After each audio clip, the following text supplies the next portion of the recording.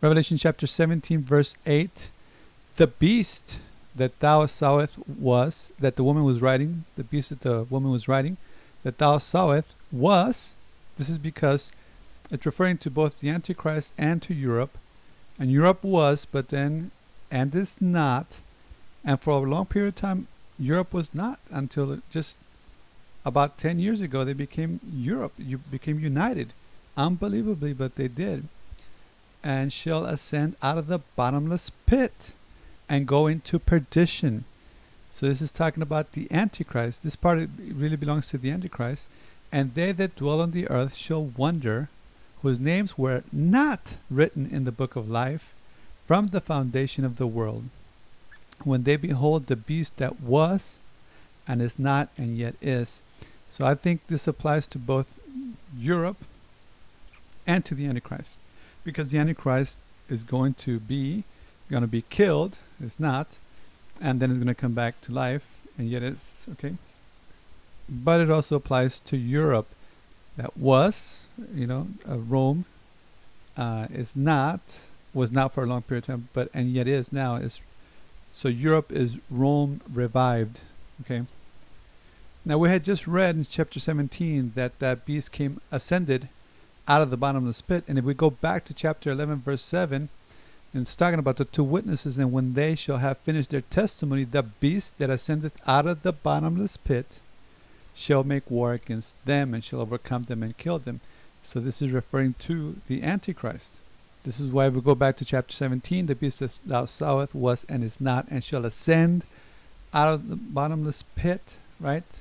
It's the same beast. And it will go into perdition. And this beast is the one that killed the two witnesses, which is the Antichrist. Killed the two witnesses. And verse 9, this is where it gets kind of tricky. And here is the mind which hath wisdom. The 7 heads are 7 mountains. And the 7 heads actually mean a lot of different things. But in this passage is saying that the 7 heads are 7 mountains on which the woman sitteth. Okay? And this is what a lot of people have said. There are 7 mountains, they say, in Rome. And who sitteth in Rome? But the Vatican or the Catholic Church. So that would imply that the woman would be, let's say, the Catholic Church, and the 7 mountains or 7 heads, which are 7 mountains, would be the Antichrist, and that the Antichrist is going to kill the Catholic Church. It just doesn't make sense. But it says it's on which the woman sitteth. And my interpretation is simple. Yes, the 7 heads are 7 mountains which represent Rome, which represents Europe, which represents the revived Roman Empire. The woman, being the United States of America, is sitting or riding on the beast. In other words, we're kind of telling them what to do. They're very dangerous. And because we're kind of over them, they don't like it. And so they're going to retaliate, and they're going to destroy the United States in the middle of the Great Tribulation so that they can rule the world. The Antichrist can rule the world from Europe. And this will make more sense as we go along here. So verse 10, and there are 7 kings, 7 total kings. 5 are fallen, and 1 is. So 5 are fallen, 1 is. How much is that? 6. And the other is not yet come, and when he cometh, he must continue a short space. So once again, there are 7 kings. Now I believe that 5 that are fallen are 5 previous kingdoms. Okay. And 1 is, I believe that to be the United States of America. That's the most powerful kingdom that exists today on earth. And the other is not yet come. And that's what I believe to be Rome revived. And I believe that to be the last one. So we're living in the last days. And when he cometh, he must continue a short space. Remember that Europe just came to life about 10 years ago. Okay. And it must continue a short space. That means it's not going to last very much longer. That tells us we're living in the last days. Verse 11, and the beast that was and is not, even he is the 8th, and is of the 7, and goeth into perdition. Now do not get confused here. The beast is the Antichrist, okay? But it's also the kingdom of the Antichrist, which is Europe. It says the beast that was and is not, and even he is the eighth. Remember, there are only 7 heads. Okay, 7. So what's happening here? Well, he is the eighth because he is the man. The man, the Antichrist, is the eighth and is of the 7 because he's going to be the king of the 7th kingdom, which is Europe. So this is a man. That's why it makes it the 8th, but he's of the 7 because he's of Europe. There are only 7 heads. But why is it saying the 8th?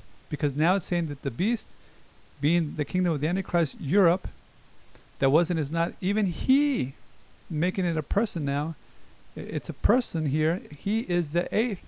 So it's counting the 7 kingdoms plus a man is the 8th, and is of the 7 because he is of the 7 because he's the ruler of Europe when he becomes leader of the whole world. And goeth into perdition. Well, we've known that the Antichrist is going into perdition. As we saw here in verse 8, that ascends out of the bottomless pit, just like we saw in chapter 11, and go into perdition. So when we go back to 11, is of the 7 and goeth into perdition, because it's trying to differentiate between the kingdom of the Antichrist and the king, which is the Antichrist himself. He is the 8th and is of the 7 of Europe, and he goes into perdition. He is the 8th, right? And we're talking about 7 kingdoms. It says, verse 12, and the 10 horns which thou sawest are 10 kings, which have received no kingdom as yet, but receive power as king 1 hour with the beast, which is both the Antichrist and his kingdom, or Europe. So these kings have one mind, and shall give their power and strength unto the beast, unto the Antichrist. So that's not complicated. Verse 14, this shall make war with the Lamb. It's amazing, but this is how deluded they are. They will make war with the Lamb, those kings of the Antichrist. And the Lamb shall overcome them, for he is Lord of lords and King of kings, and they that are with him are called and chosen and are faithful.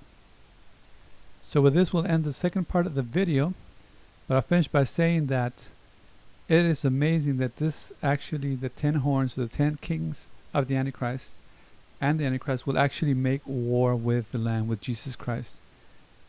But the fact is, the Lamb shall overcome them. In fact, it reminds me of Psalms chapter 2. In Psalm 2, we read, why do the heathen rage and the people imagine a vain thing? The kings of the earth, the 10 kings of the Antichrist, of the earth set themselves, and the rulers take counsel together against the Lord and against his anointed, saying, let us break their bands asunder and cast away their cords from us. He that sitteth in the heavens shall laugh, the Lord shall have them in derision. So with this, we end the second part.